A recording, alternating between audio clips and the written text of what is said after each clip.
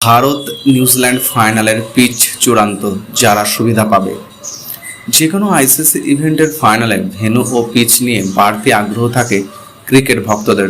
কেমন পিচে খেলা হবে, তার আচরণ কেমন এবং সেটি বলার নাকি ব্যাটারদের সুবিধা দেবে। ম্যাচ শুরুর আগ পর্যন্ত এসব জল্পনা কল্পনা চলতেই থাকে। চলমান আইসিসি চ্যাম্পিয়ন ট্রফির শিরোপা নির্ধারণে ফাইনালে মুখোমুখি হবে ভারত এবং নিউজিল্যান্ড। সেই ম্যাচের পিচও নাকি চূড়ান্ত হয়ে গেছে। আগামী 9 মার্চ দুবাইয়ের আন্তর্জাতিক ক্রিকেট স্টেডিয়ামে হবে চ্যাম্পিয়ন্স ট্রফির নবম আসরের ফাইনাল। সেই ভেন্যুতে টুর্নামেন্টের সবকটি ম্যাচ খেলে আসছে রোহিত শর্মার ভারত, যা নিয়ে কম আলোচনা সমালোচনা হয়নি। এই ভেন্যুতেই গত 23 ফেব্রুয়ারি হয়েছিল চিরপ্রতিদ্বন্দ্বী ভারত পাকিস্তানের হাই ভোল্টেজ ম্যাচ। গ্রুপ পর্বের সেই ম্যাচটি যে পিচে হয়েছিল, একই পিচে ফাইনাল অনুষ্ঠিত হবে বলে জানিয়েছেন ক্রীড়াভিত্তিক ওয়েবসাইট ক্রিকবাজ।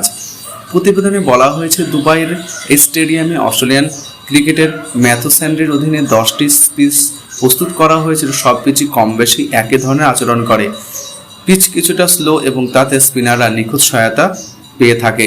এবারের চ্যাম্পিয়ন ট্রফিতে দুবাইয়ে মোট 4টি পিচ ব্যবহার করা হয়েছে। ফাইনালে একেবারের কেন্দ্রে মাঝে থাকা পিচ থাকবে, যা আগে ব্যবহার করা হয়েছে। 2 সপ্তাহ আগে ব্যবহার করা হয়েছে এমন পিচ, যা বিশ্রাম পর্যন্ত পর্যাপ্ত সময় পেয়েছে।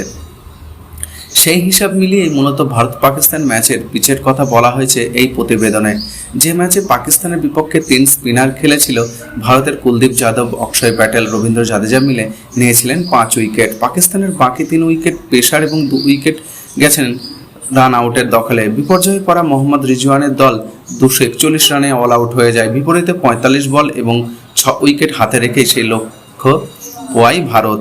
দুবাইয়ে এখনো পর্যন্ত অনুষ্ঠিত ম্যাচ দেখে স্পষ্ট, এখানে ব্যাটারদের চেয়ে তুলনামূলক বোলাররাই বাড়তি সুবিধা পাচ্ছে। দুবাইয়ে হওয়া টুর্নামেন্টে 4 ম্যাচে গড় রান হয়েছে 246। এর মধ্যে সেমিফাইনালে ভারতের বিপক্ষে অস্ট্রেলিয়ারা করেছিল 264 রান। প্রথম ইনিংসে ব্যাট করা দলগুলোর মধ্যে সর্বস্ব পুঁজি ভারত 6 উইকেট হারিয়ে সেই লক্ষ্য তাড়া করেছে 49তম ওভারে। অন্যদিকে পাকিস্তানের হওয়া 10 ম্যাচে গড় ছিল 295।